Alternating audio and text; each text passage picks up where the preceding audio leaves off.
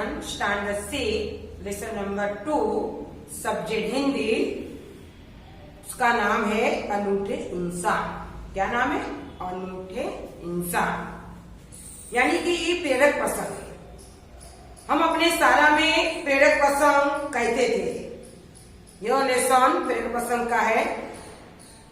इसमें दो जो प्रेरक प्रसंग लिया गया है, उसका फर्स्ट नाम है ऐसा था नेपोलियन और दूसरा है सच्चा दाम। तो इस इकाई में दो प्रसंग है। प्रथम प्रसंग फ्रांस के महान शासक नेपोलियन बोनापार्ट के बचपन का आधारित है, जो हमें सत्यम एवं प्रामाणिकता की राह पर चलने का प्रेरणा देता है। जबकि दूसरे प्रसंग में केरल की देशभक्त लड़की कौमुदी के सच्चे दान का निरूपण किया गया है। तो आगे देखिए विद्यार्थी मित्रों, इसमें क्या है? ऐसा था नेपोलियन। नेपोलियन जब छोटा लड़का था तभी से वह सत्यवादी था। सत्यवादी है हमेशा सच बोलने वाला बालक। एक दिन वह अपनी बहन इलाइजा के साथ आंख मिचोली खेल रहा था। आंख मिचोली यानी लुका छुपी का खेल। इलाइजा छिपी थी और नेपोलियन उसे ढूंढने के लिए इधर उधर दौड़ रहा था। एक खेल था, उसमें दो भाई बहन खेल रहे थे लुका छुपी। तो बहन क्या भैया उसको खोज रहे थे। अचानक एकाएक वह एक लड़की से जा टकराया लेकिन धक्का लगना। लड़की अमरूद यानी कि पेरू जो बेचने के लिए ले जा रही थी। नेपोलियन के टकराने से उसकी टोकरी नीचे गिर पड़ी। कीचड़ होने के कारण उसके सारे अमरूद खराब हो गए थे। क्या हो गए थे? खराब, कीचड़ में। वह रोती हुई कहने लगी, अब मां को मैं क्या जवाब दूं? अब मैं क्या जवाब दूंगी मेरी मां को? इलाइजा कहने लगी, चलो भैया हम यहाँ से भाग चले। हमारा से नुकसान हुआ है इस लड़की का, चलो हम यहाँ से भाग चले। लेकिन नहीं बहन, हमारे कारण ही उसकी हानि हुई है। हानि के नुकसान हुआ है। यह कहकर नेपोलियन जेब यानी कि उसका किस्सा जो रखे 3 छोटे सिक्के उस लड़की को देकर कहा, बहन मेरे पास ये 3 सिक्के हैं, तुम इन्हें ले लो। ये 3 सिक्कों से क्या होगा? मेरी मां मुझे बहुत मारेंगी। लड़की ने कहा, अच्छा तो तुम हमारे साथ घर चलो, हम तुम्हें अपने मां से और पैसे दिलवा देंगे।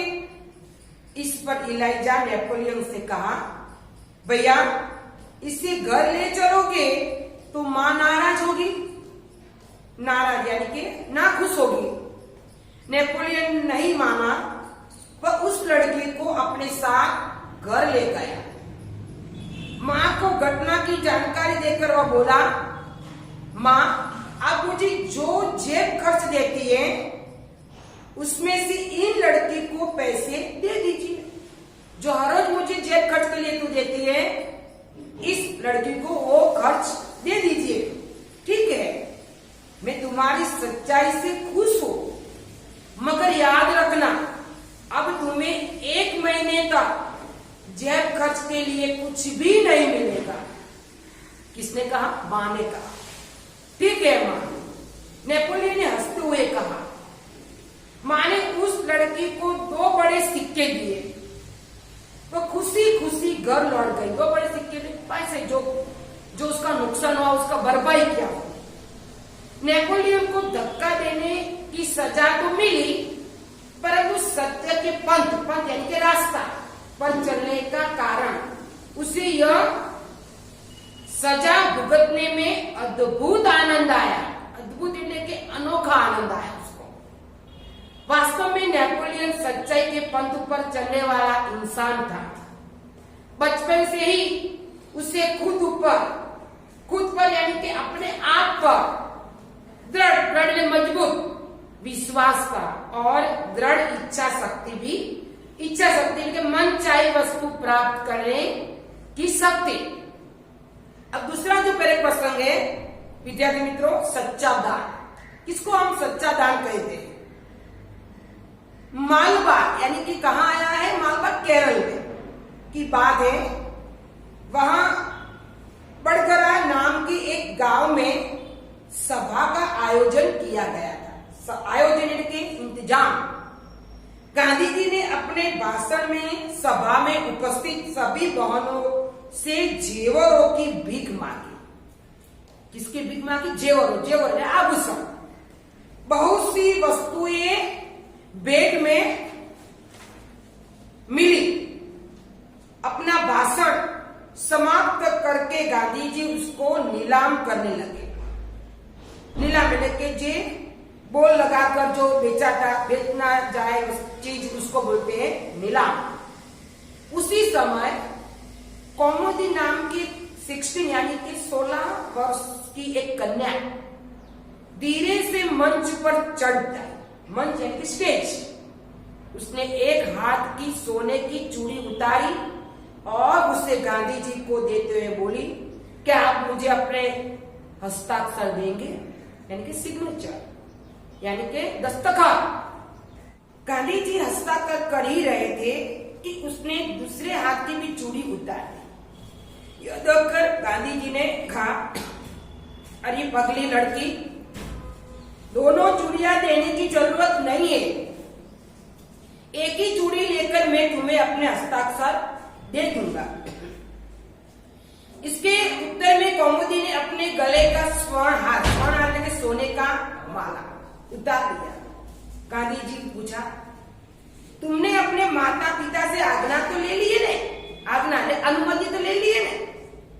बिना कोई उत्तर दिए उसके कानों में से रत्न जड़ित बूंदे भी निकाल लिए। बूंदे यानी कि कान से जो आभूषण हम पहनते वो। गांधी जी ने पूछा, तुमने इन आभूषण को देने के लिए अपने माता पिता से आज्ञा तो ले ली ने?